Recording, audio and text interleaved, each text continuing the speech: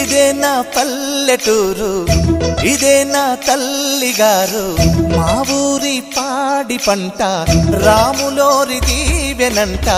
తల్లి గోదావరి నీళ్ళు కడిగే సీతమ్మ పాదాలు. ఊరంతా హాయ్ హాయ్ హాయ్, మనసంతా హాయ్ హాయ్ హాయ్. ఇదే నా పల్లెటూరు, ఇదే నా తల్లిగారు.